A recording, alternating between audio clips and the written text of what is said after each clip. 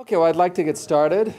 We're not all here yet, but since this event is happening in real time as opposed to virtual time, and we do have certain time constraints, I think it is best we get started. My name is Tyler Stovall.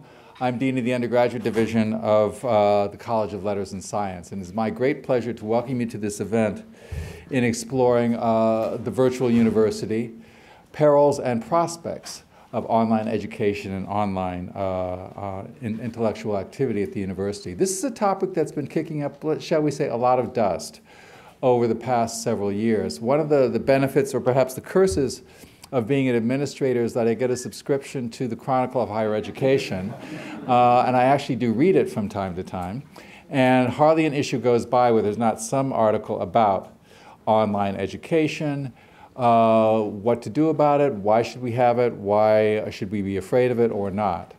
So the purpose today is to simply explore those dimensions. It's not to say, hey, this is a great thing, hey, this is a terrible thing. It's simply to explore something that has increasingly assumed a very large role in the life of the university. There are now, of course, entire universities that are simply online. And so what does this mean for how we educate our students, how we approach basically the life of the mind in the 21st century? We have a number of guests. I'm going to start with the two that are actually here right now. Professor Philip Stark is professor and vice chair of statistics and in the faculty graduate group of computational sciences and engineering. He has a long range of experience in online teaching, has chaired the Campus Educational Technology Committee, and in 1997 moved the campus, his introductory statistics course, to a hybrid format. Let me also introduce Katie Dustin, who, well, she was recently of the Division Office of Undergraduate Advising and has now moved on. She is, comes to us as somebody who's worked extensively in questions of online advising and structuring interactions between students and advising and structuring, organizing how we reach out to our students as advisors using online technology. So I'm going to have these two go first. And then Dean Christopher Edley is known to most of you, I think, as Dean of the Law School. He is not only a major figure on this campus, but has also been active in the system-wide efforts to think about prospects for online education for the University of California as a whole. He was one of the major leaders for the pilot project that just started last fall for UC as a whole to create new courses in online education. And then finally, and Christopher Edley is right there. we'll get it for you, Dean Edley. Virtual coffee, that's right. And you'll have virtual time in which to drink it. So, again, here's Professor Edley. Please, thank you for coming. And you were not the last to show up. The final member of our panel is Zoe Tamaki, who is a second-year undergraduate here at Berkeley, and who took Professor Stark's Online Statistics 21 class, and I think will be here to talk about that experience. So, Chris, would you like to go first, or you want to get settled and have Philip go first, or how would you like to do it? And while I could then figure out what to do with that? Okay, yes. Oh, there we go. Okay. So, Professor Philip Stark, thank you. Thank you. So thank you all for coming in person instead of just sending your avatars. I've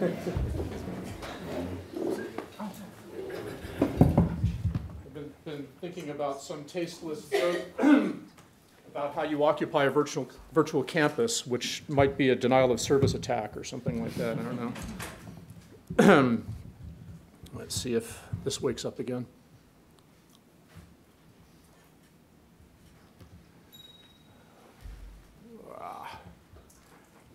Okay, so I've got about 15 minutes. All right, so one of my favorite quips is that the miracle of cell phones is that they let you from almost anywhere in the world be frustrated.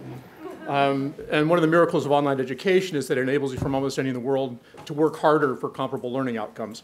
And I think that applies both on the faculty side and the student side.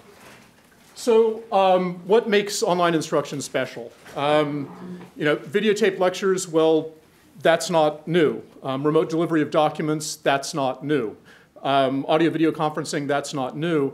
What is somewhat new is dynamic interactive content, although, of course, there's been computer-aided instruction that lets you have that if you deliver a DVD or CD-ROM or something like that. Customization and personalization is I think, new, unique to the medium. Analytics that lets you really monitor how students are interacting with the material and try to use that to inform the content and the pedagogy, that's new. The fact that you can really keep your content up to date. You know, if you discover an error in a paper textbook, you have to wait for a new edition to fix it or send out a errata or something like that. If I discover a problem with my book or think of a better way to say something, I can update it immediately, and unless people have pirated copies onto their own website, I've fixed everything everywhere at the same time. And then the other thing that really helps a lot is automation of drudge work, and I'll try to explain how that makes some new styles of pedagogy much easier to accomplish than they otherwise would be. Okay, so I'll tell you a little bit about the class that I teach. It was the first online class taught at Berkeley, approved by COSI. It's intended for business and economics majors. The enrollment in this online version has ranged from about 200 students to 425 all around the globe. The course was originally a hybrid course taught using internet-based teaching materials, but with a face-to-face lecture. In 2007, it moved completely online. I want to talk about this next bullet item for a little while, this mastery-based assessment. This, I think, is something that is really facilitated uniquely by teaching online, or teaching at least using online materials. So the idea here is to try to turn assessments, weekly homework problems, from merely a test of how people do into a much better learning tool by allowing students to submit each homework problem up to 5 times. Only the final submission counts. But they don't get any credit at all for the submission unless they get at least 80% right. So you have to show that you've mastered the material to a certain level in order to get credit, but you get a number of attempts to do it. The first 3 times you submit, you just get your score. After the 4th time, you're told which problems you missed so that you can go and have a better chance of completing the assignment. The idea of not showing which problems you missed the first few times is so that students really scratch their heads and think hard about what they actually understand and what they just think they understand, really check their work. Final is administered in person, although this last year about 50 students took the final proctored off campus around the globe. One of the things that online instruction requires a lot of, in my experience, is GSI help. We have roughly 140 office hours a week being offered to groups of 10 to 12 students at a time. And before the whole thing starts, every student in the class gets a phone call from someone making sure they have the right technology, leading to the website, so forth and so on. I'm going to skip this. This is just to give you some idea of the work involved in building the online course materials. Roughly 140,000 lines of XHTML, 15,000 lines each of Java and JavaScript data. It's approaching 4 years of full-time work, roughly 8,000 hours of work involved in building the back end. This last year, I partnered with a company called Onsophic to put these course materials into a framework that helps guide students through them and collects analytic data as they go through. Onsophic's software is built on top of Sakai, the same thing that bSpace uses. They did a lot of customization for my course, which was really nice. For instance, it's difficult to recruit GSIs to teach this class in the summer, and I wanted to do whatever I could to make life more pleasant for them. So one of the things that we did is if a student comes into an online office hour, it sends an SMS message to the GSI who's responsible for that office hour. So the GSI doesn't need to sit in front of the screen when there's nobody there. They're prompted, so they can do something else. They don't have to twiddle their thumbs. Okay. The analytics, this is an interesting thing. So whenever a student scrolls past a major heading in the textbook, it fires off a message to the server logging it. They look at a lecture, it logs it, podcasts, following links, looking at the footnotes, trying practice problems. All of those things end up getting logged now in this analytic framework. This summer, with something over 200 students in the class, we generated 1.4 million analytic records. Questions that analytic data might be able to answer. Well, do students who do more self-test exercises do better than those who do fewer? Right? Do students who spend most of their time watching a talking head do better than those who do most of their time trying problems, reading, working with a textbook? What kinds of student behaviors predict mastery? And if you intervene and try to get the students who aren't performing well to do those behaviors, does that actually improve their performance? Does that increase their mastery or not? So the neat thing about analytics is that you can really start to do experiments, really controlled experiments with online teaching to see how things go. And what's effective and what isn't.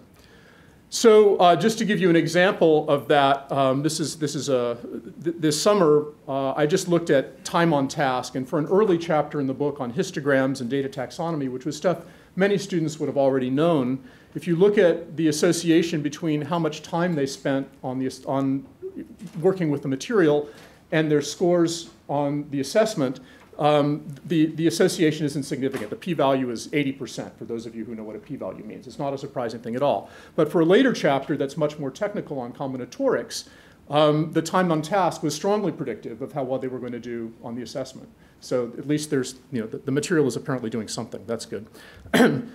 All right, so briefly, what is online instruction best for, in my mind? So one is that it allows you to present the material in a variety of modes to suit different learning styles. Students can pick and choose what works for them and leave the rest. It potentially allows an unlimited amount of practice, provided you're willing to do an unlimited amount of programming, and I'll give you a little example of that. It lets you do this mastery-based grading. Now, there are people who do mastery-based grading by hand, but for me to grade 5 attempts of every problem set for 400 students on 25 problem sets during the course of the semester, it ain't going to happen. But by using this machine grading and mastery-based, I actually can do the mastery-based assessment. Simulations and discovery experiments. It's a wonderful format if you can provide the software tools to walk students through some experiments. Try this, try that. What do you see? What do you think? And get students to ask and answer what-if questions for themselves. And I think that can be extremely powerful. And harder to do if you're giving them a software package that's separate from the book or something like that. The idea that the tools are integrated into the book so that there's a uniform user experience, a uniform user interface, I think helps a lot. It gives geographic flexibility, both for the students and for the faculty member. I did some of my teaching this summer from Finland, where I was working with a postdoc. But I was still managed to stay online something like 10 hours a day to interact with my students through the chat room. The analytics, I think the analytics are potentially powerful. I'm only starting to explore that. And then this idea of experiments and interventions. Okay, what's it not so good for? It's really not very good for human connection, empathy, warmth, and civility. And this is really serious. I mean, you know about flame wars on email lists and things like that. It's very difficult when you see the same question 16 times from students. All of those questions result from them not having read the syllabus, right? Despite the fact that they've been asked questions. I mean, it's infuriating, right? It's really difficult for me to remain civil in circumstances like that. Similarly, the students flame me all the time. And then when teaching evaluations come along, I'm not a person. I'm just this guy who's been torturing them for the summer, right? Disembodied, whatever. Okay, so it's hard. All right, it has low bandwidth, and I don't mean that in the technical sense of a fat pipe to the internet, but it's very difficult to walk students through things online, even if you have two-way audio and video. I mean, those of you who teach anything that has a writing component, I mean, the idea of trying to edit somebody's writing over the internet is going to be very, very difficult, no matter how big a screen you're using or how good the audio is or whatnot. There's just no substitute for sitting next to somebody and looking over their shoulder and making marks on the paper. Faculty time. It is not efficient at faculty time, at least not if you're going to do it the way I have. It's hard to author effective, reliable content. Maintenance is an ongoing problem. Trying to be virtually present to your students a noticeable fraction of the day is a difficult thing. This is even worse in the summer because things are compressed. So I literally will spend 10 hours logged into the chat room just there while I do other stuff. Ensuring accessibility for visually impaired students and others is difficult. It's hard to do that with online materials, harder than it is in person. Just designing web pages in a way that they're readable by screen readers, so forth and so on.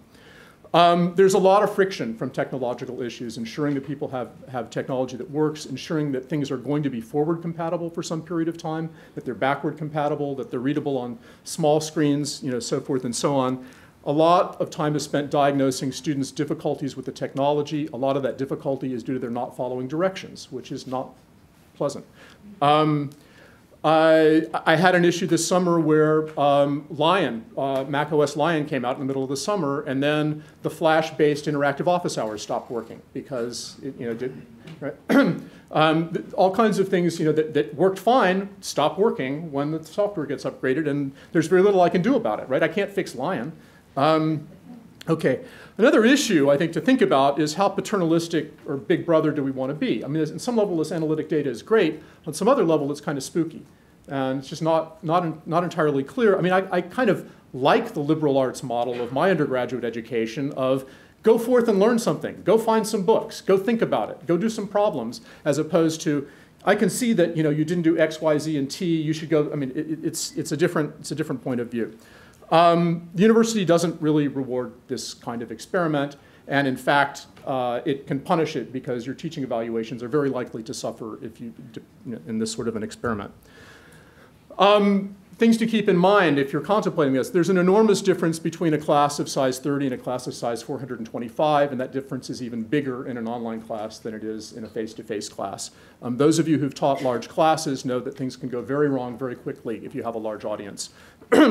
I don't think it's suitable for all subjects. I think it is suitable for many subjects, but I do think that in order to do that, you have to tailor the pedagogy to the medium, and then you also, to some extent, need to pick and choose those topics that can be dealt with well in this format. And for me, that meant really changing the emphasis of what I was teaching to things that I thought had value, as much value as what I was doing face-to-face, but they could be taught more effectively using this kind of interactive medium. The internet facilitates bad behavior, ranging from rudeness to cheating. This is a serious issue. I think it's crucial to have dedicated faculty involvement. You need to know the possibilities and limitations of the technology. It's very difficult to offload development onto an expert in programming or an expert in curriculum development or expert or this or that. You really kind of have to know what's possible and do a lot of the work yourself. At least I think you do. I mean, maybe my limitation. You need more office hours online than you do face-to-face. It's very difficult to roll something out that's going to work and work well the first time you do it. It's an iterative process of building this stuff, many, many iterations, lots of student feedback, lots of eyeballs on the stuff, lots of people trying to break it intentionally or otherwise. And then it really does need continual maintenance. Every time the technology changes, you have to do more work. Okay, so some unintended consequences. I now speak a bunch of languages I never intended to learn. I now know whenever any browser or operating system updates because somebody complains about it or I notice it myself. And my teaching evaluations have suffered. And that's partly from low response rate. What's happened, the way this course has worked with summer sessions, is they've been collecting the student evaluations after the semester, after everything is over, including the final exam, and they're getting response rates to the teaching evaluations on the order of 10 or 15% of the class. And the people who bother to do that very often are the people who are angriest. So, okay, I'll just take you very quickly. I've got a couple more minutes just to have a look at what this interface to the class looks like through the Unsophic software. So this would be a student's view of sort of week at a glance. And so you might, this is the color coding. Things that are green, I'm up to date on. Things that are yellow are in progress. Red, I'm late. I haven't done my work on time, right? I'm falling behind.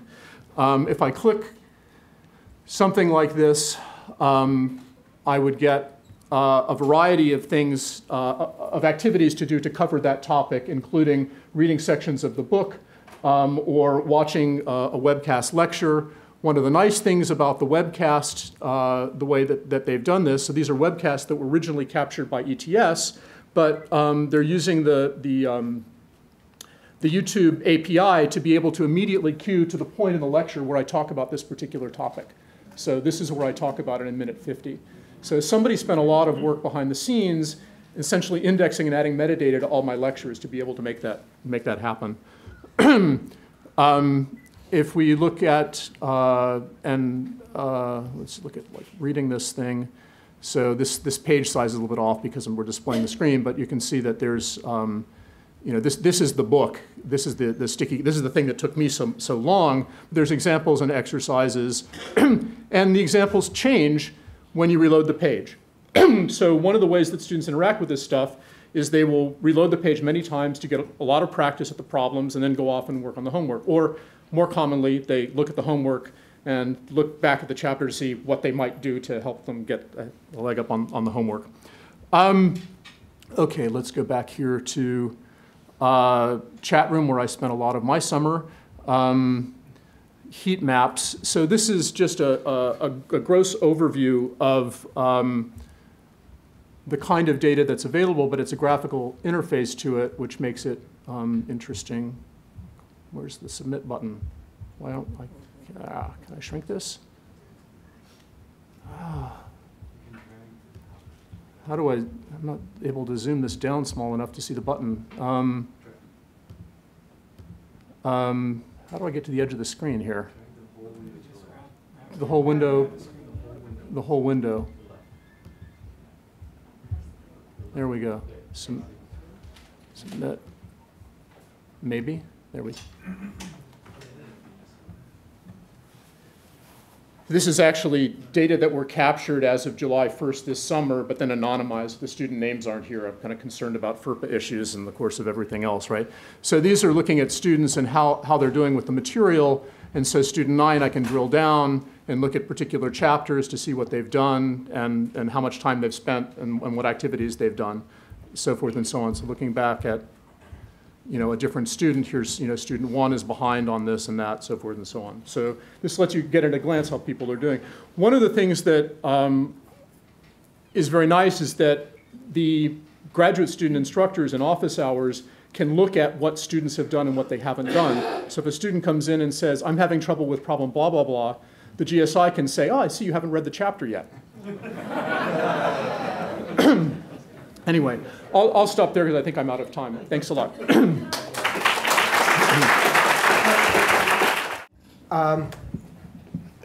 So let me say a couple of things. Number one, it's really an honor and a thrill for me to be sharing a sort of a podium-like space with Philip Stark, who is. Whom I don't think we've not met before, but I've been hearing about him for 4 or 5 years now. I only got to the campus 7 years ago. He's a genuine pioneer and hero and crazy person in this space. And if this were 14 years ago, and we were talking about the prospect of doing online education, I would be absolutely opposed to it for anyone except crazy people. So one of the terrific things about his experience is that it's enabled so many people to learn so much about how to do this effectively, and we are all in the position of being able to stand on the shoulders, face, whatever, giants, as we think about what kind of a future we want to try to build in this. And the first decision point for all of us individually, as well as institutionally, I think is, please, can it be any easier than what he had to go through? And to some extent, the jury's still out, but I'm quite optimistic that we can get terrific learning outcomes without as much sweat equity as he had to put into it, starting from a position of 0 14 years ago, and steadily improving his product, his activity, his knowledge base since then. And is it maybe in there? Yeah. Thank you so much for this, by the way. Did you take American Express? So I have no idea what Tyler said about me. So here I'm just a humble law school dean, but I'm not wearing. All right, I'm a law school dean, but I'm not here wearing that hat. I'm wearing my hat as. Oh, fabulous! Thank you. Oh, except it's not there. Still not. I could turn it around so they could. Okay. There it is. It's just not very. I'm here wearing my hat as senior policy advisor to the president of the UC system, Mark Yudof. And in that capacity, I'm sort of moonlighting in that job. And in that capacity, one of the things I'm doing is this online stuff. Let me just say quite briefly,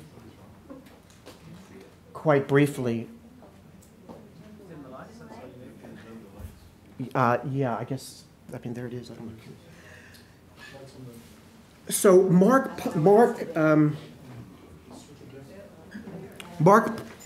appointed me, this is about 2.5 years ago now, to chair an intersegmental working group on community college transfers.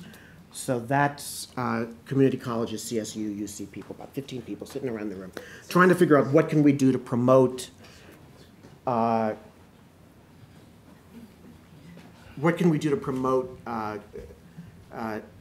increased community college transfers. And at some point during this discussion, we were being briefed by a numbers geek. No offense, Philip. We were being, and they presented a ton of data demonstrating that there were every year thousands and thousands and thousands of students who were finishing up their 2 years at community college with terrific GPAs eligible for transfer to UC, who were opting instead to go to the University of Phoenix. And we all gasped, totally mystified as to why it would be that somebody would pay more money for a less prestigious and, we certainly believe, lower quality credential. And then the briefer said that this group of people who were opting for University of Phoenix were disproportionately Black and Latino, which really got my interest. So we started speculating as to what might be going on, and our working hypothesis was that, well, these are people who, for one reason or another, it's not going to work for them to be in a full-time residential setting, you know, away from home. Maybe they've got kids, maybe they're older, whatever, for whatever set of reasons, what UC was offering was not right for them, despite the fact, from society's point of view, it would be best if we could give them the highest possible quality university experience. So that set me, at least, to thinking about what we could do. So first of all, I want to be clear about a couple of starting points. I can't see it yet. What we're talking about in UC online education is creating a set of courses, an academic program that is very much, where we're very much depending upon Senate mechanisms for quality control, course approvals, decisions about what gets credit, all of that kind of stuff. And we're talking about a format of course which is, maybe I can call it Phil Stark light. High touch, with all of these sorts of, I think the word is affordances from the technology that you see listed here, a lot of which, but not all of which, Philip described. We're talking about using a common learning environment from what we do, built off of Sakai and Moodle, moving towards Sakai 3, for those of you who know what I'm talking about. And we're talking about supporting each participating faculty member with a team of education technologists and course builders, as well as the technical assistance in real time as the courses are actually being offered. And I guess the only other thing that I notion here is that what I can put on this list is very different today from what I could have put on the list a year ago. That the pace of change in the technology space is so rapid that it's really a challenge. It's a fun challenge to be thinking not just about what might I be able to do in my course now, but how might I be able to tweak it next time I offer it, the time after that, the time after that, as the technologies become more useful, more exciting. And by the way, as the technology staff working with me comes to me and says, hey, have we got a new gizmo that really would work well in your chemistry course, in your Shakespeare course, whatever the case may be. All right, let's see if this will work. Outstanding. So, I just want to make sure we are on the same page in terms of what I'm talking about. Here's the other thing.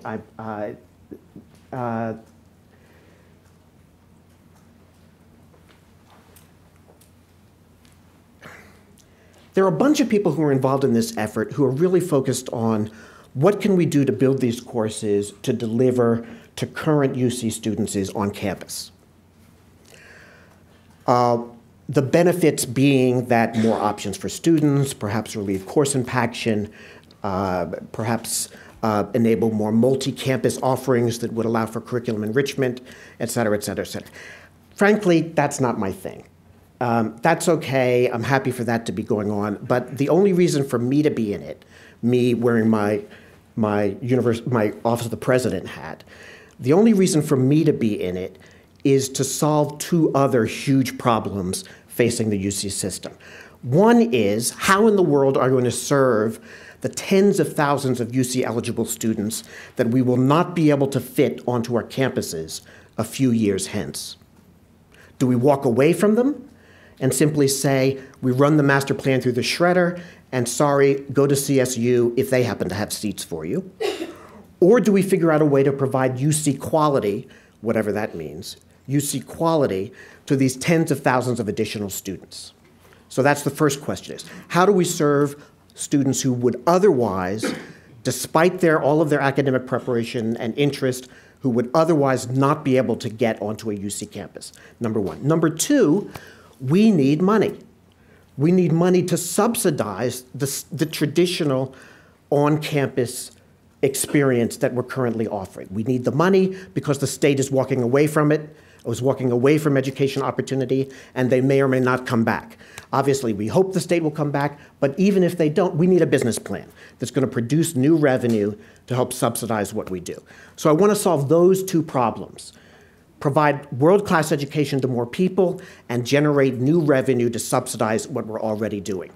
The latter proposition means enrolling new students, non-UC students, and charging them tuition, and taking that tuition revenue not only to serve them, but to cross-subsidize our on-campus students, allowing us to hire more faculty, get more PhD students, provide financial aid to our on-campus students, et cetera. So that's what this enterprise is about from my point of view. While doing that, we will be creating the infrastructure, we will be creating courses that can also be used on campus for our regular students. But remember, every time I'm building something for my on-campus students, delivering these courses to my on-campus students, I'm not making any new money because they're already paying tuition. So it's the new students that I need to educate in order to produce the revenue that makes the whole thing fly. So I made this point. It's about broadening access while creating revenues to help sustain what we're up to, and it's the two together. The other thing I want to make sure people try to appreciate is that there's a tremendous amount of activity in this space, which from a UC point of view, most of which is schlock, right? It's kind of camcorder in the back of the lecture hall, uploaded onto iTunes U, and slight variations on that theme. Okay, so that's a little bit harsh. But I simply want to say that the marketplace is incredibly differentiated. And when people talk about what's good or what's bad, you have to ask them, what is it specifically that they're talking about?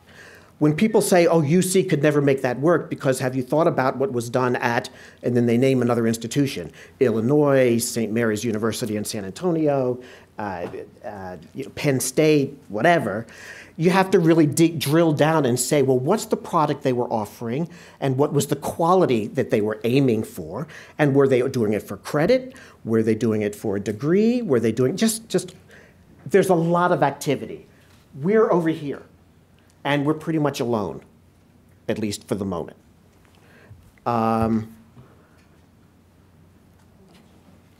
Okay, well, I hope you can see that because it's very blurry to me.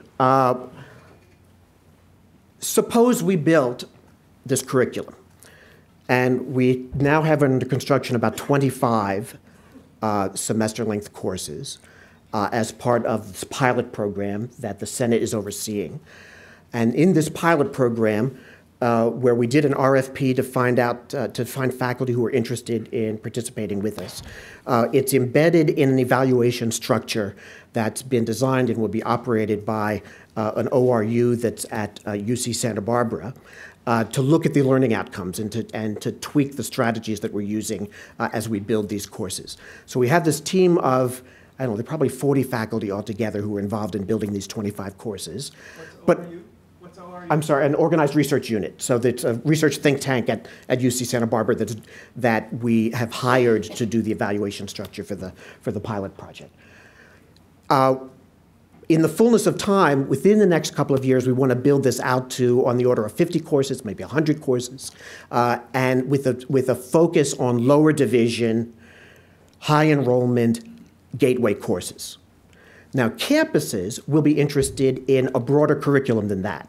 Campuses, for example, may be interested in intermediate Swedish, which could be offered on a multi-campus basis, because you don't have a critical mass to offer intermediate Swedish on all 9 undergraduate campuses. So maybe that's a great example of something that campuses would be interested in building that I'm not interested in building, because I'm not going to make money offering intermediate Swedish. And that's got to be my initial focus, generating revenue so that the Swedish department will have faculty to teach intermediate Swedish. Our target audience, I think, when we move beyond the pilot stage, assuming we do move beyond the pilot stage, is largely going to be people for whom we're offering a high-quality alternative to community college. So they're thinking about getting lower division credits with an idea towards accumulating enough of them to transfer to a 4-year institution. But there are lots of other possibilities. I just got back a couple of days ago from Shanghai, and I was talking with 2 leading universities in Shanghai, Shanghai Jiao Tong and Fudan, and they are incredibly hot to trot to take some UC credit-bearing courses, integrate them into their curriculum for undergraduates, and give their students the experience of taking UC courses online from UC faculty, UC doctoral students, and establishing their bona fides as good students for purposes of going to graduate school in the United States. Huge market, huge market. And by the way, this also tells you why a lot of this has got to be asynchronous, because Shanghai is a long way away. I discovered. I'll skip that, even though it took me a really long time to do because I'm just a lawyer. And this I've sort of said. The way we're proceeding is with the coalition of the willing, right? So that faculty who are skeptics can just sit it out. Faculty who are hostile, that's fine, just please, just forbearance, please, let us try this. You can be hostile, but have some deference to your colleagues who would like to try it, and let's see what happens. And again, this is key. I think it's important to say that even before Oakland got into this, after the president got into this, all 10 campuses were doing online stuff. And I don't mean just the Phil Starks of the world. I mean that last year, there were 55,000 enrollments in online courses at the University of California. Almost all of those were through extension or summer school. But 55,000 enrollments last year. And, that's a lot. I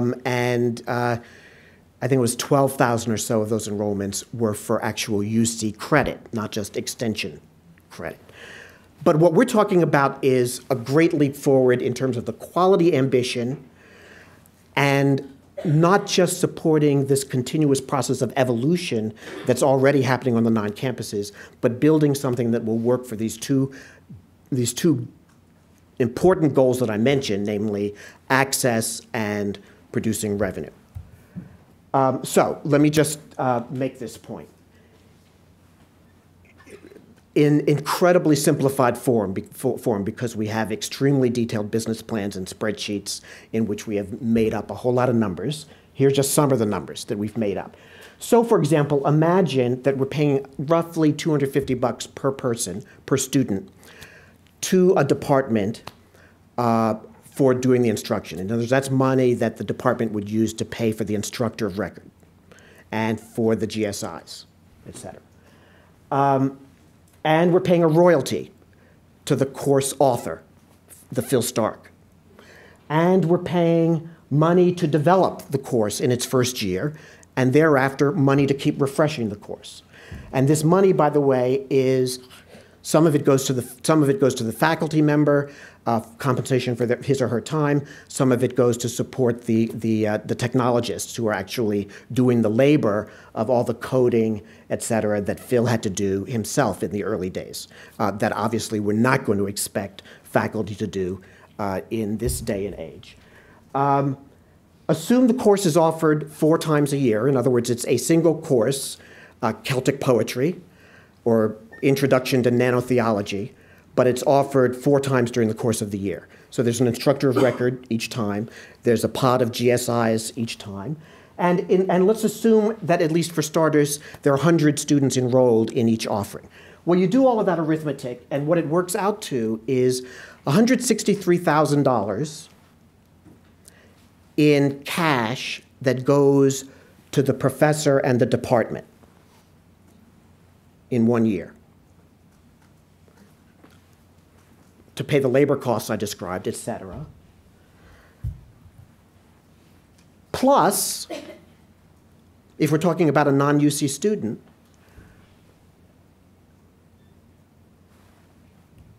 a lot of revenue in tuition. Okay? So the $163,000 comes out of the $600,000, but what's left over, the net, is then distributed back to the participating campuses. So this is money that would flow back to Berkeley or to Santa Barbara or to whomever on the basis of who authored the course, who provided the instructor of record, who provided the GSIs that taught the sections, and so So it's kind of it's a measure of the sweat equity investment of the campuses that you would use to distribute the quote unquote profit. That's the idea. So this is where the revenue generation comes in to help support the statistics department or the Celtic poetry department, assuming you can generate the non-UC enrollments that I described. And I would suggest that if you want those enrollments, it shouldn't be Celtic poetry. Now stretch that out over 5 years, and imagine you were able to build the enrollment not to 400 a year in 4 offerings, but say you could get it up to 500, thank you. 500 per offering for a total of 2,000 during the course of the year. You work that out, and assuming tuition is $12,000, which of course by this time it won't be, but let's assume it were only $12,000, now we're really talking about serious money. Money that would allow a unit to do substantial increase in staffing. And mind you, I'm talking about money on top of salary that's going to be paid to whoever the instructor of record is, salary and fee remission that's being paid to whomever the GSIs are. That's the idea here. Right? Now, notice I've said that tuition is $12,000. The message there is you're not on the UC campus, but this is a UC credit, this is UC faculty, this is UC quality. We're not going to do it unless the Senate confirms that this is UC quality. And if it's UC quality, we want to advertise it in the market at the same price point. Now, we may discount it with financial aid, but then again, if they're part-time and they're living at home, not clear how to think about financial aid, right? How to measure need, et cetera. So all of that has to be figured out in the fullness of time. But all I'm saying is there's enough money here to think about lots of different kinds of institutional investments for us. All right, I'm just making the same point over and over again. So a net of $2.5 million off of one course in year 5. You get the idea. I hope you get the idea. Now note the other thing I want to point out is that if we can generate these external enrollments, then the opportunity to augment faculty salaries in terms of summer salary to help create the courses and the like, all right, so I have a rich fantasy life, but that's what this is about. Let me skip that. And last slide is just to reiterate this.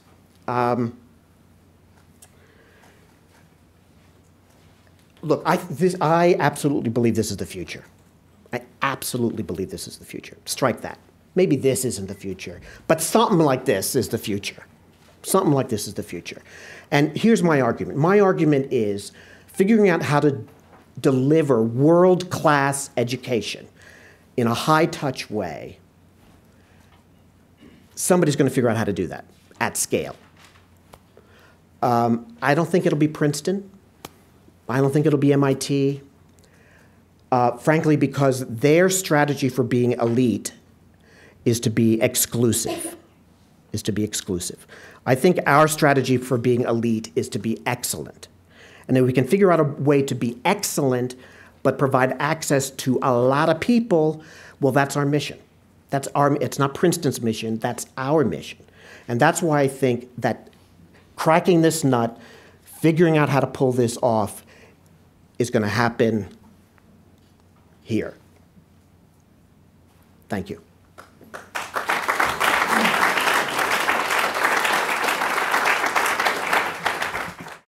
Thank you very much to Elena, who understands the technology better than I do. But now I'm here to tell you about technology and how it intersects with advising in the College of Letters and Science Advising Office.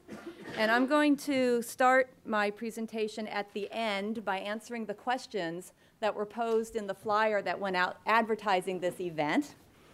The first question was, do online approaches and resources herald a more interactive and flexible approach to advising? The answer is yes. Do they threaten face-to-face interactions and undermine personal contacts among students and advisors? No. Is the rise of online advising inevitable? Yes. And how will it evolve over the coming years? That's what I'm here to tell you about, how it's evolving in the College of Letters and Science. A year ago, fall 2010, we encountered the results of the decision to increase the number of international and out-of-state students being admitted to Cal.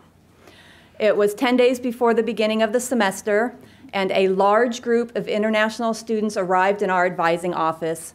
They had urgent advising questions and basic advising questions because they had been unable to attend the Cal student orientation. We scrambled, we put them in a classroom, we put some advisors in there, and we advised them and got them enrolled in classes. It wasn't elegant, it was the best we could do. We learned from that day and decided that come the next fall, we were going to handle things differently and get some advising for these students, even though they could not attend summer orientation. The tools we used to address this problem were Skype and Ustream.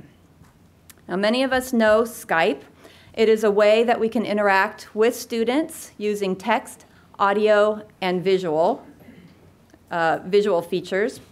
With it, you can see and hear the student, and thus have a rich conversation full of facial expressions and gestures, much like an in-person advising appointment.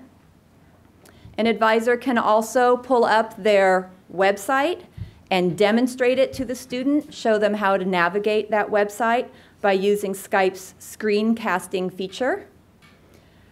An advisor can also send a student a link, such as to DARS, using the Skype text feature, and then watch the student screen as the advisor teaches them how to request a new audit, because there is a screen sharing feature as well on Skype. LNS used Skype for 30-minute pre-scheduled advising appointments as an alternative to 30-minute phone appointments. In terms of Ustream, Ustream is a live broadcasting channel that we used for drop-in group advising using its text, audio, and video features. And it was offered as an alternative to quick question, phone advising, and back-and-forth email advising. Now, with any luck, I'm going to show you Ustream. There I am. This is the view that the advisor had who was doing Ustream. And the advisor would typically move the chat room over their face so they would not have to watch themselves as they were advising. This is the view the student had. I'm going to make that a little better.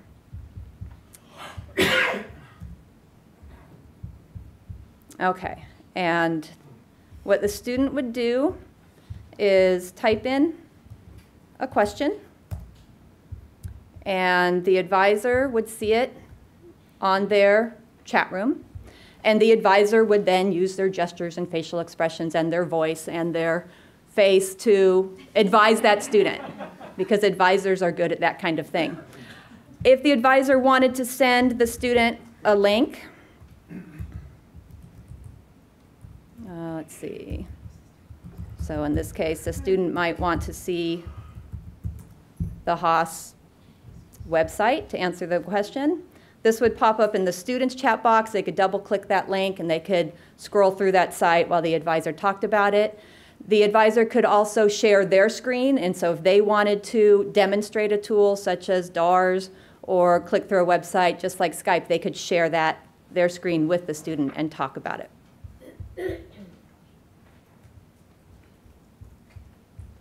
Okay, back to my slides.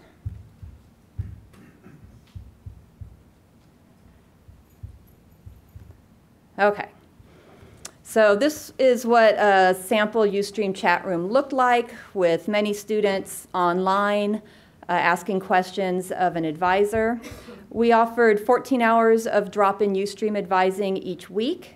In addition to letters and science advisors offering these sessions, we also partnered with some of the departmental UMAs, most notably in the economics department and in the Haas School of Business, to offer sessions on econ and business majors, since a lot of international students are interested in those fields of study. We also offered a pre-health, pre-med session or two for students, because there's a high interest in that, and these turn out to be our most popular sessions. Now, this was a pilot, so we limited the eligibility to test it out. And for last summer, from June to August, new students, either FROSH or transfer students, could use the Skype or Ustream advising. They had to be international or out of state. They had to be unable to attend Cal student orientation. They had to have a computer with internet, web camera, microphone, and speaker capability. And for the 30-minute Skype appointments, they had to have completed an online orientation. This was to prevent a 30-minute advising appointment from turning into a mini student orientation session. We wanted it to be an advising session, not an orientation session. To get the word out, we used technology. We used Facebook, mostly. We also sent coordinated emails from the Letters and Science office, as well as the Berkeley International office and the New Student Services office. How much did this cost? Not much. Skype is free. You can use Skype free for video chat, for transferring files. If a student, for example, had made a schedule and wanted to share it with us, they could transfer it to us and we could pull it up on our computers.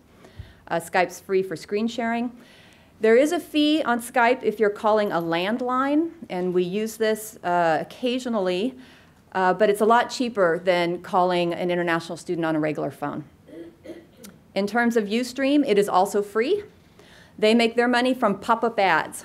And after a couple days of Toyota popping up, we decided to pay the $99 a month fee to get rid of the pop-up ads. So what were the results? Students loved it. 100% satisfaction on a survey. We serve students from about a dozen different countries, including Bangladesh, England, Germany, Hong Kong, Korea, Japan, Taiwan, Thailand.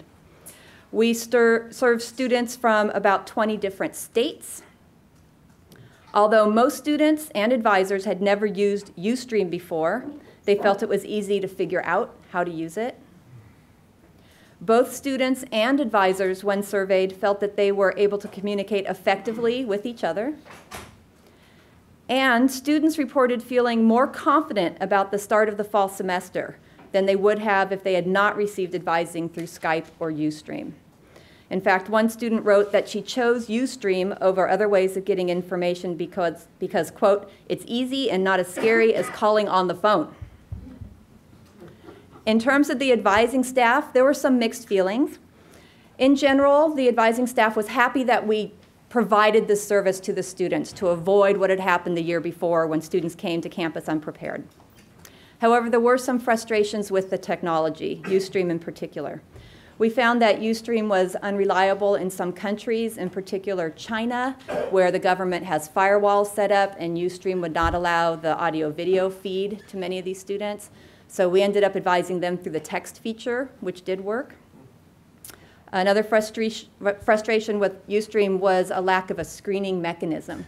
On Ustream, you don't have to log in or create an account to watch. And so some people would watch, and there's kind of a creep factor there. Who's watching me, and why are they not asking me questions? And we found out that some of these watchers turned out to be parents. Some were advisors. Some of the students in China, to get around this problem of the firewall, set up a connection with an advisor in Arizona, and that advisor would be working with the students in China while working with us on Ustream. So, fast forward to the present, fall 2011. What are we doing now? We have expanded Skype advising appointments to all students in the College of Letters and Science, with the exception of students who live in the residence halls, because we do have teams of advisors who go to the residence halls for face-to-face advising. What this means is that students who are both residents and non-residents can get their advising through Skype. They can be new or continuing student. They can be off campus, like students who are studying abroad or those who took a break and are now applying for readmission. And they can be on-campus students, like disabled students, student parents, working students, or just busy students who find it more convenient to be advised through their laptop than to hike to Evans Hall. Ustream is not being used as an advising tool at this time because of the problems that I mentioned. But there are another couple techno advising services, Letters and Science advising offices using right now. One is that we occasionally offer live chat advising with students through Facebook. And we also are currently sharing our electronic advising notes with the advisors in the departments in the college. As for the future, we are exploring streaming our workshops live to students. We offer workshops such as how to choose a major or how to plan your class schedule. And we have archived some workshops on our website using Ustream to capture the workshop. We're also talking about the possibility of instant messaging between college advisors and departmental advisors so that there are quicker responses than phone or email to urgent questions. In terms of campus, there is an operational excellence initiative titled the Advisor's Toolkit, which would go beyond the College of Letters and Science and provide 3 tools for the entire advising community. The first tool would be shared advising notes that all advisors could view and write to. The second would be online appointment scheduling. Currently, students have to call or come in to make appointments in most places. And the third is online document processing. This would replace paper processes such as declaring a major or dropping a class after a deadline. And in fact, an email went out this morning from the Operational Excellence Executive Committee, which includes the Chancellor, announcing the funding of a team to work on the planning phase of the advising toolkit. So what's the bottom line? In addition to those 4 questions that I answered at the beginning, the ultimate goal of advising technology is twofold. One is to provide more ways for all students to engage with their advisors in high-quality advising sessions. And the second is to reduce the time that students and advisors spend on routine questions and tasks, such as scheduling an appointment, so that they can engage in high-quality advising sessions. And if you would like more information, you can contact me. You can Skype me. I'm on Skype all the time. Thank you.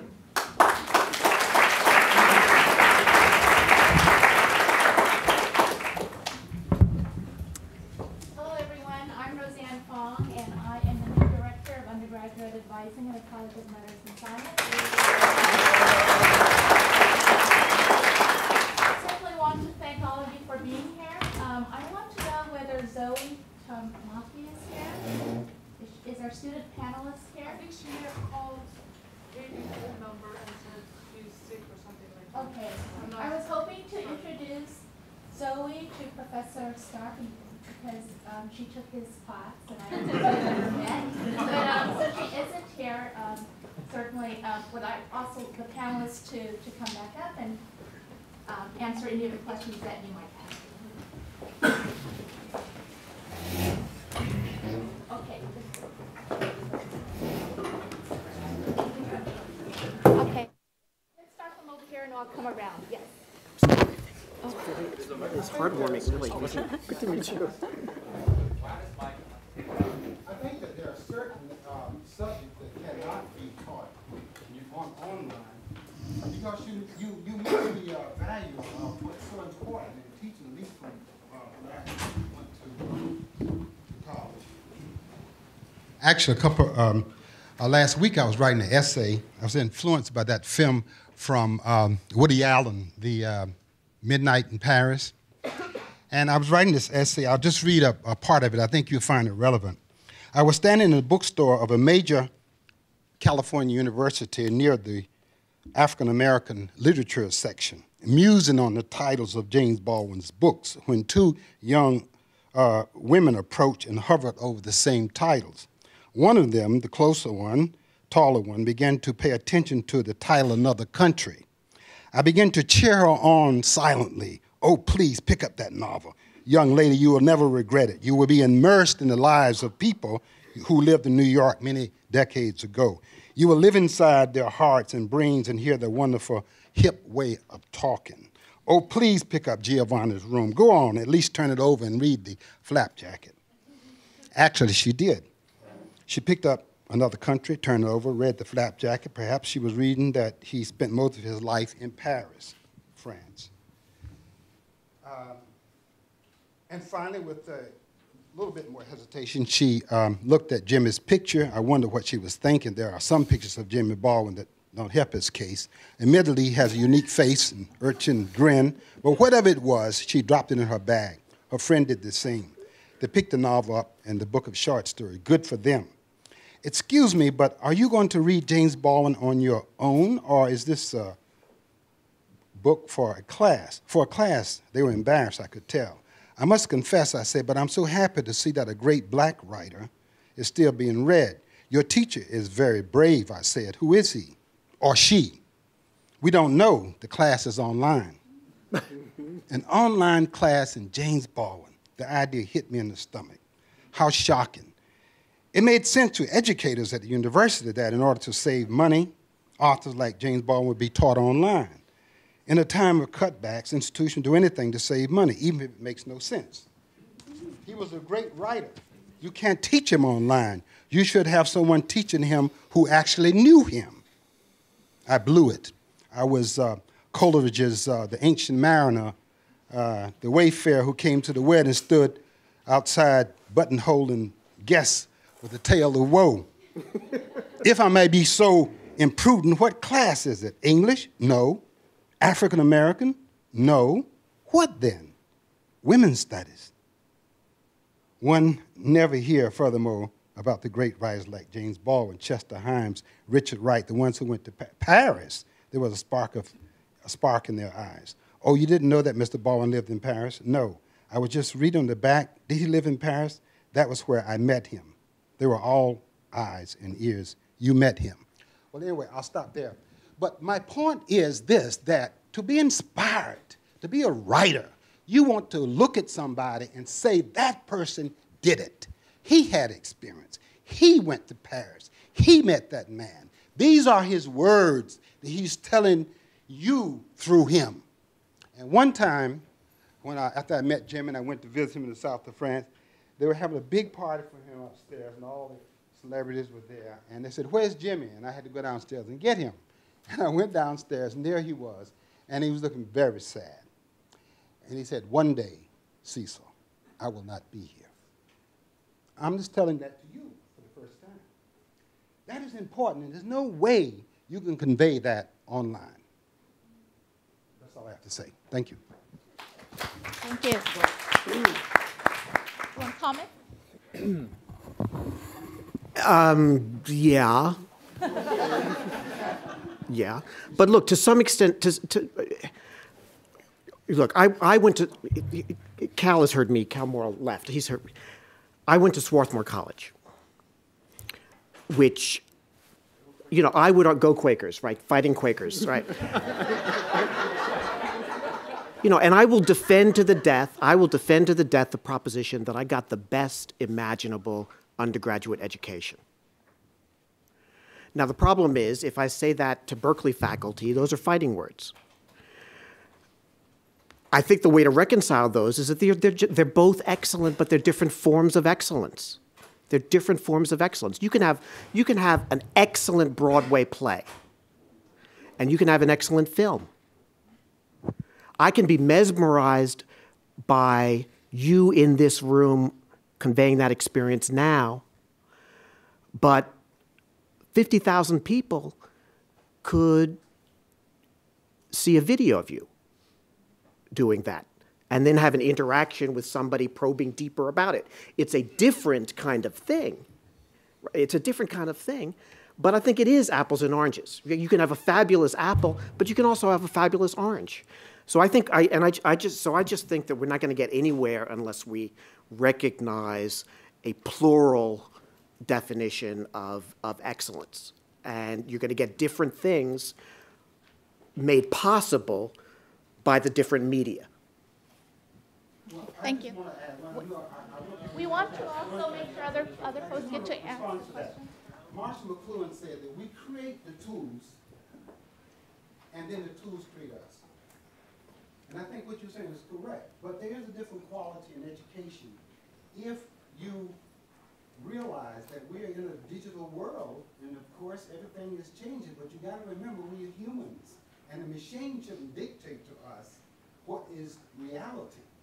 It should be human beings doing that. I've taught online classes, and I use all those techniques, and I use them in conjunction with Cecil Brown, who's standing in front of me. And I didn't erase, and I think it's shameful that we would erase the human dimension in view of these tools that are creating us. And we are like the emperor's new clothes. People are blowing smoke saying, oh, you're wonderful. But you're not wonderful. We see you ain't got no clothes on. All right.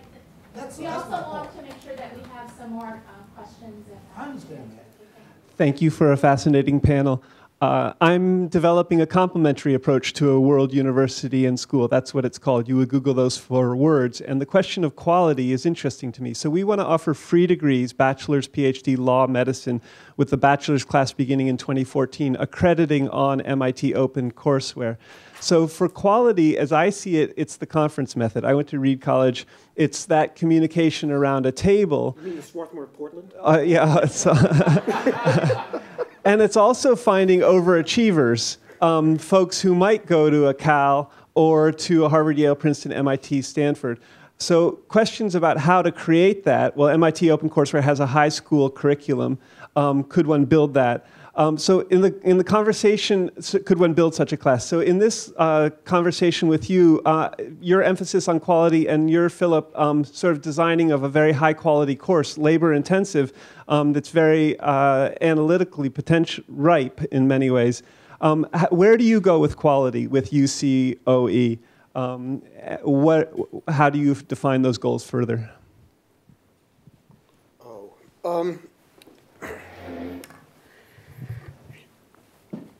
Well, first of all, I'd say that we have tried very hard, repeatedly and at length, working with the academic senate at the system level, as well as with the advisory groups from the academic senate that have been appointed to work with us, to get the faculty to describe what they mean by UC quality. They can't do it. They can't. They can't do it. I mean, maybe it's because it's ineffable. Maybe it's because the parameters would be different in Celtic poetry than in nanotheology. Maybe it's because everybody recognizes that they're autobiographical in the way they define excellence and are reluctant to sort of speak ex cathedra. But for whatever reason, we can't seem to get a common definition of of what you see excellence was. It's like pornography. People have a sense that they'll know it when they see it. But I will say this. I think that I believe, my instinct is it has to be highly interactive, and it has to be what I call naked. It has to be topless. It has to be structured in a way that enables the student to be challenged and challenged and challenged as far as their investment of time will permit. If you can do that, you can actually make the experience more rewarding in certain respects than what's in a typical course, right? Where the amount of the challenge, the extent of the challenge, is delimited largely by what can happen in a large group setting. So, to me, one of the things that for me, maybe this is a shorthand way of saying it, one of the things that makes me think that I got a phenomenal education at Swarthmore is that when I took the seminar on mathematical foundations of quantum mechanics, there was a point when I just could not understand it. No matter how hard I worked, I could not understand it. I mean, I felt challenged up to and beyond my capacity. And that's excellence. That's excellence. So I think we need to be able to deliver that online before we can declare success. I'm going to cancel here, and if anyone has a question for Professor Stark or Katie Destin or comment or their presentation. Yeah, I actually do have a question that's for both Professor Stark and Dean Edley.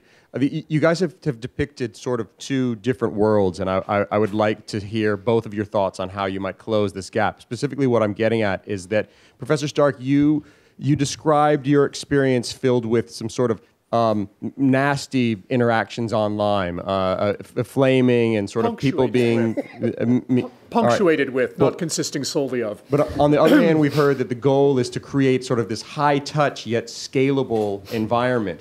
Those two depictions seem very far apart from one another. I'd like to know thoughts from both of you guys on how to sort of close this somewhat colder view that perhaps you presented compared to this higher touch and yet scalable environment that the dean is proposing is possible. You'd characterize yours as high touch, wouldn't you? I mean, you had a lot of interaction. Absolutely. Tons of interaction between the GSIs and the students, tons of interaction between me and the students, but mediated by technology. And it simply is different. It's different from sitting next to somebody. It's still valuable, but it's different. I want to, there's a couple of things I kind of like to maybe respond to.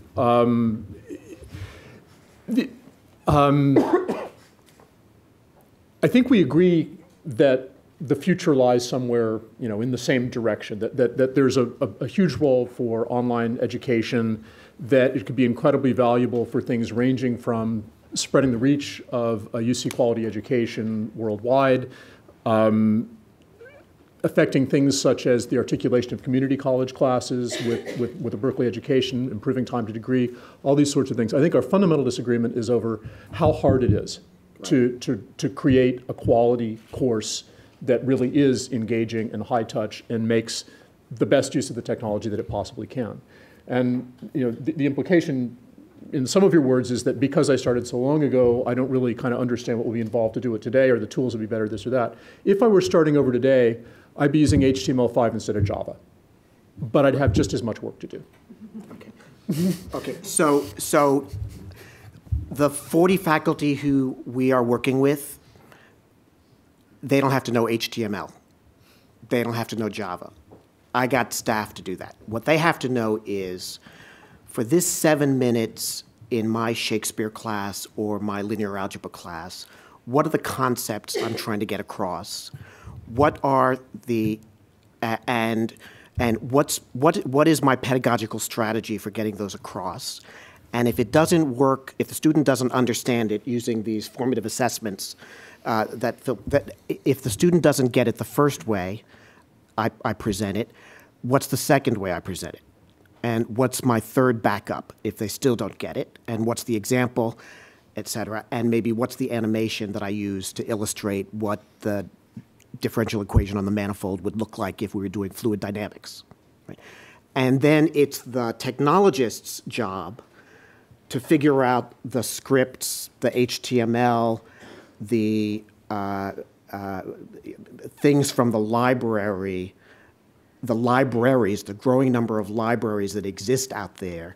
What are the things that can be pulled in to deliver what the professor has identified as the instructional goal, right? So I think the contract that we would have with the faculty member is all you got to know is your content and effective pedagogical strategies for delivering it.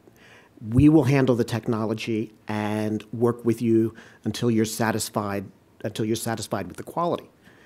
So I think it's a very different proposition. And I might add, we can make the support system for the faculty intensive and rich if we have the revenue stream that comes from delivering it to other people, instead of having to rely on the faculty members' time and forcing them to turn themselves into an HTML programmer instead of doing Celtic poetry.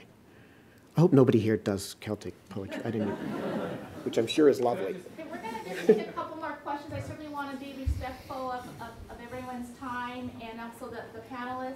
And I know that you have been waving, you and someone back there. So these could be quick questions or comments. All right, so how about 3 very quick questions? First being that, as far as I remember, a book is an incredibly sophisticated virtuality device. Yep. One that Socrates condemned quite harshly in the Phaedrus as something that robbed us of immediacy and humanity, and that his reaction to the idea that someone should read a book by James Baldwin rather than going and sitting at someone's feet would have been horror.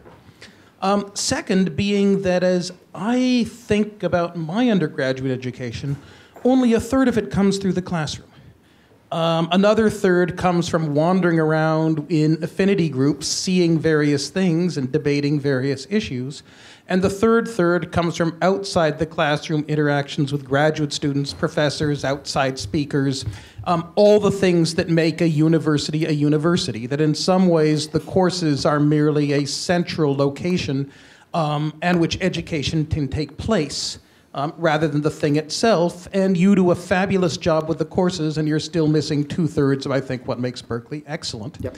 And third, let me encourage you to keep whomping the Berkeley faculty at every single opportunity with the fact that they don't provide a Swarthmore quality experience and ought to. And you've certainly convinced me my kids are going to read in Amherst.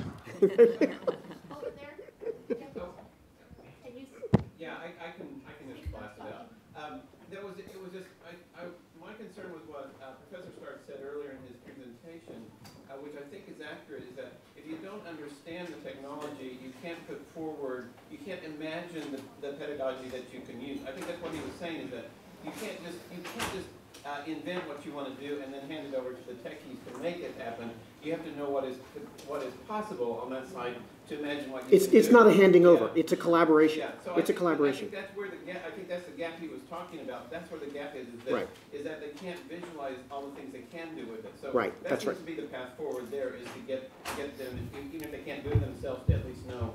That's exactly right. And I think the really cool thing about what's happening with this first cohort of folks with whom we're building courses is that this has really created, what's the buzzword, a learning community. Ooh. And not a community of learners? No, apparently not. It's very different, I gather. And so this is actually happening. They both have the collaboration with the particular course builders they're working with, but then also together they're sharing ideas and insights about what might be possible, et cetera. And I'd also add that Philip's earlier point about the ability, the dynamic modifications that are possible, the tweaking, the changes, and not just year to year, but even within the semester, is really cool and is forgive me, empowering to an instructor, because if they get a different idea, better idea, it's not that difficult to implement it, and there are resources to help them do it. Can I make a comment that relates to this. I mean, I think it's possible to do something separating the technologists from the pedagogues or whatever, but to give you an idea of what's possible when you are working with both sides of the picture yourself, I mean, it took me a while to realize that, oh, I can give every student a different version of the problem set and still grade them automatically, right? And to realize that I could code things up that way and have it geared to their student ID numbers so that no matter what computer they were accessing it from, they'd get the same version, but different from the person sitting next to them.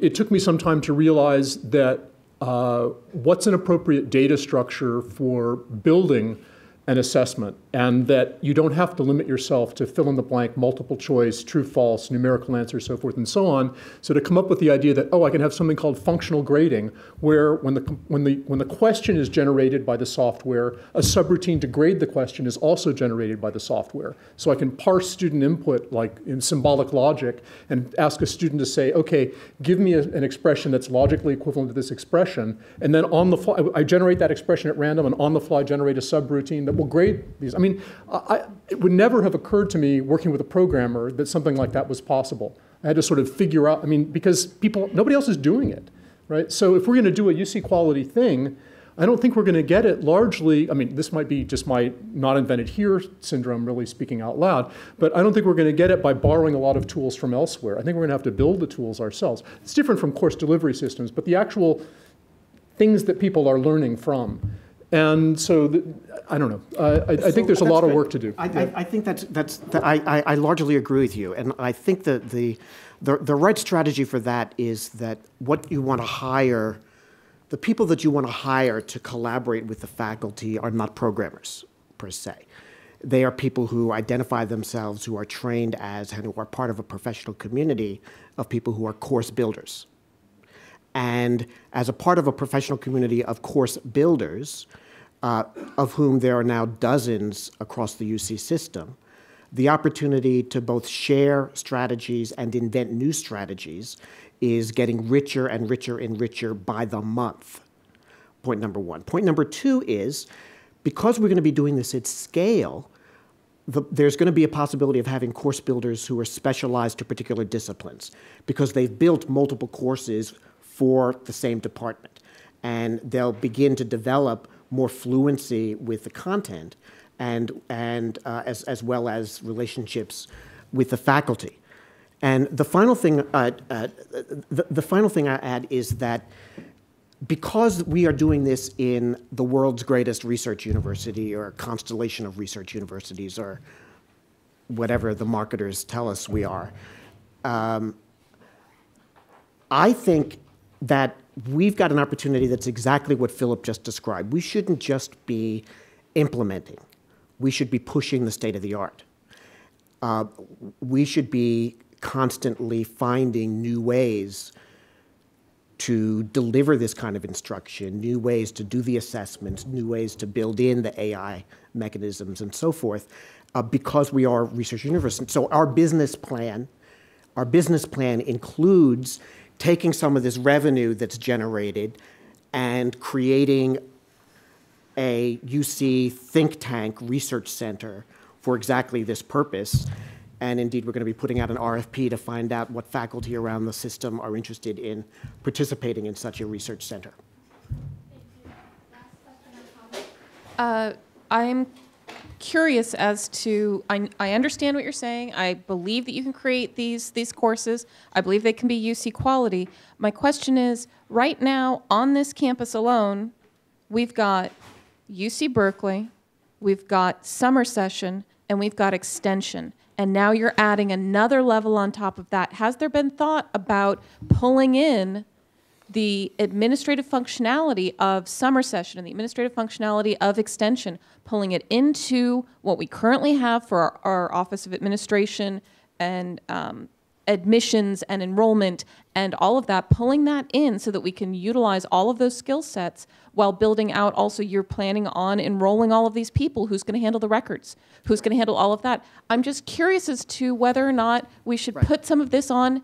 Isn't Extension already doing this? Yeah, so we've thought about all of that at length, and the got an RFP for me? Got a proposal so I can read it, so you don't have to tell me about it right now?